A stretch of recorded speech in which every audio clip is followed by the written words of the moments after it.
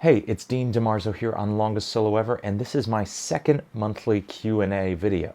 I'm answering questions about guitar, music production, my YouTube channel, and pretty much anything else. Today we're going to be talking about tips for arranging songs, my 5 favorite albums of all time, and whether or not I'm actually going to start that second channel.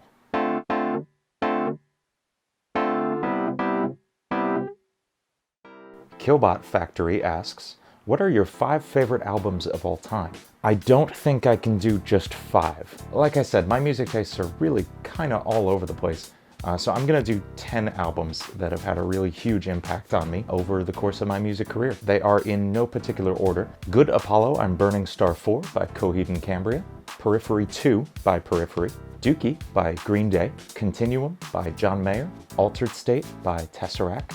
Somewhere in the Between by Streetlight Manifesto, Light as a Feather by Chick Corea and Return to Forever, Weezer, the Blue Album by Weezer, The Beautiful Game by Vulfpeck, and Scary Monsters and Nice Sprites by Skrillex. Of course, none of this is counting any video game soundtracks. That's a whole other list. Critico Hueco asks, top 3 metal bands. I'm gonna be a super basic progressive metal fan and say Periphery, Tesseract, and Animals as Leaders, again in no particular order. Other huge honorable mentions go to Monuments, Veil of Maya, Jason Richardson, his solo work, Symphony X, and Deftones. Christopher's Voyage asks, are we going to get a Sonic 3 complete album? I just need a good Marble Garden and Carnival Night to complete my playlist. Yeah, I really want to do this. That's a huge project of its own. I love doing these longer form albums. I have one planned for later this year, but they do take up a lot of time, so I gotta choose wisely what I'm gonna do.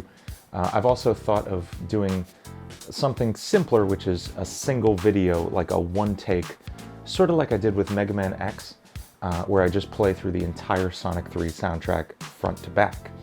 Now that's not quite as satisfying as a full release of fully produced covers of the whole soundtrack. So I think I'll probably do both at some point. Brandon Prater writes, which do you find more difficult? Learning to play or learning to read music? Definitely learning to read music. That's something I did unfortunately late in my playing career. It wasn't really until I got to college that I was forced to learn to read music, finally. I had somehow skated by all that time without really learning how to read on the guitar. I played percussion in high school, so I was very comfortable reading rhythms, but reading notes, I was a train wreck. I don't even know how I passed my audition. There was a sight reading portion, and I don't know how I got through it. One of my very first guitar lessons in college, my new guitar teacher sat me down, gave me a saxophone sight reading book, and said, I don't care that this is saxophone, you're gonna read a line of this every single day, and you're gonna learn how to read guitar. And I did, and it was one of the best things I ever did for my playing. Reading sheet music is a really useful ability for guitar players, especially if you're planning to work in any real gigging capacity on Broadway or in any kind of professional work environment.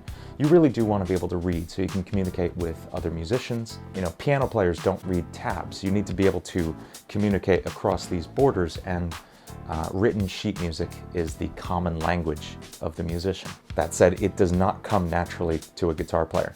The guitar is not really made to read notes that way. On a piano, if you see, this middle C here, you know exactly where that note is. There's only one place to play that. But you can play that note in like 4 or 5 different places on the guitar. This gets really confusing really quickly for beginning guitar players. So tabs are kind of the logical answer to how to read for a guitarist. I think it's important that you know both ways of reading, as well as reading chord charts and the Nashville number system and any other system of notation you come across. The more ways you can communicate, the better. TechUgo has a few questions. I'll answer numbers 1 and 3 first. Would you ever do gaming, and would you ever do a podcast? Maybe to both of those. I'm really super busy. I'm trying really hard to focus on the things that I think are best for me and for this channel. I would love to do a gaming channel, maybe, at some point, but definitely not right now. Same goes for a podcast. It seems like something that I'd really enjoy, but it also seems like something that would add an extra 4 or 8 hours of work to my week, and I can't quite fit that in right now. Would you ever do Green Day covers or AC/DC covers? Yeah, covering music outside of the video game and pop culture world that I've been working in for a while now is something I definitely want to do. I love classic rock and modern rock and pop like we were just talking about, just about everything. I'd love to incorporate more of that on my channel. This year I'm planning to post a lot of videos, and that means I'm going to be figuring out more and more what exactly this channel is. So we definitely might see some of that sometime this year or next. And here's the big one. Weren't you going to do a second channel? Yes, and I think I am. Like I posted about a few months back, I wanted to split this channel in two. Here on LongestSoloEver, we'd keep the music performances, the live music production where I'm arranging my covers on stream, and probably some more guitar-related content. But take the music theory talk, the gear reviews, and the really in-depth music production tutorials over to a new place. I'm gonna make an announcement video for this really soon, as soon as I nail down all the little details. But yes, I am gonna make a second channel. I am super excited about it. I think it means I'm only gonna post once a week on here and once a week on that new channel. So you'll still get 2 videos a week. They'll just be on 2 separate channels. So more on that as soon as I have all the details ironed out. I'll post an announcement video here and on Instagram, Facebook, Twitter, all those places. So you can check out the new channel and subscribe. Tyler Biggs asks, what are your favorite genres and subgenres of music? Yeah, honestly, a little bit of everything. I know that's like the standard answer, but it really is. On a given day, I'll go from listening to, you know, some really heavy progressive metal by Periphery or Tesseract, and then jump over to some super funky Wolfpack or modern pop stuff. I'm also really into jazz. I went through a huge Chick Corea phase where I learned a few of his albums like front to back obsessively on the piano, and I spent a lot of time transcribing George Benson solos in college as well, so I've really digested a lot of his playing style. I also had a big ska phase in college. I listened to a lot of Streetlight Manifesto and Real Big Fish. I know those are like the super basic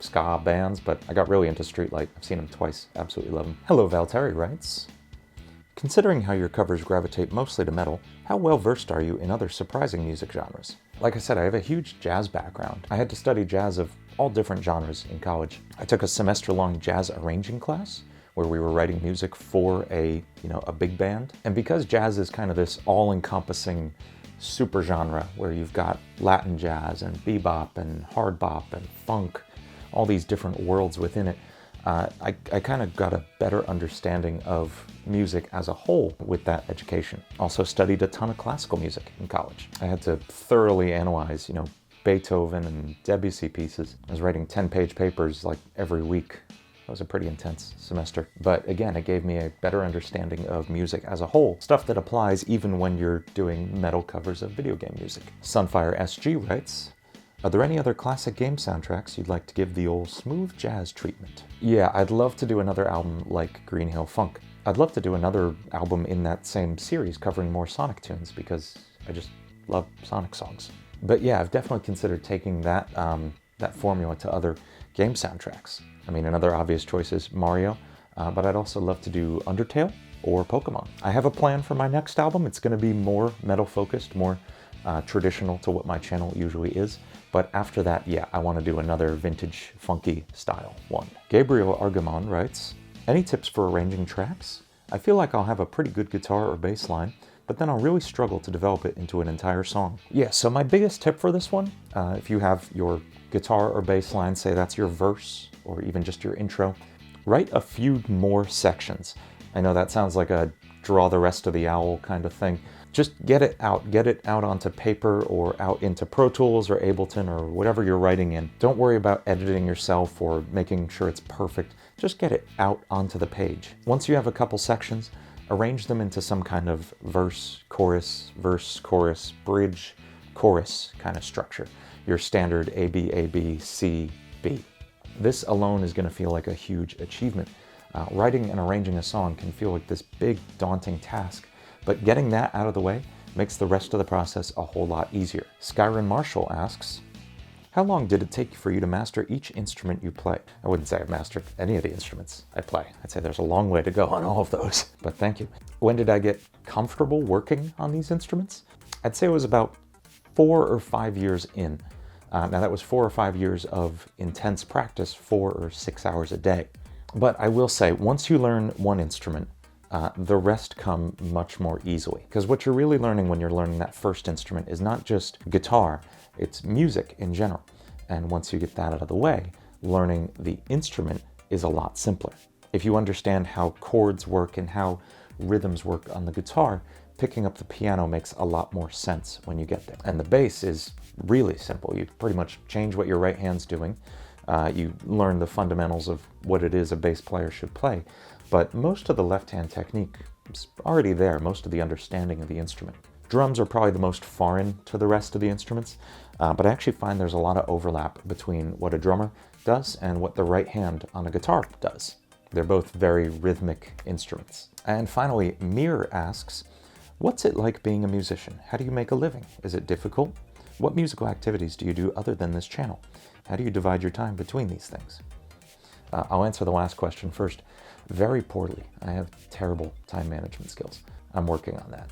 As for what it's like being a musician, I'll say I do have a day job. I work in a music store doing marketing and graphic design, and I also teach guitar, bass, drums, and piano at that store as well. I do play a lot of gigs, not quite as many as I used to. I used to be playing 2 or 3 nights a weekend every week. Now I try to limit myself to only the gigs that get me really excited, the ones that are worth it for me, both money-wise and fun-wise. I also write music for TV shows. I've actually gotten some pretty cool TV placements.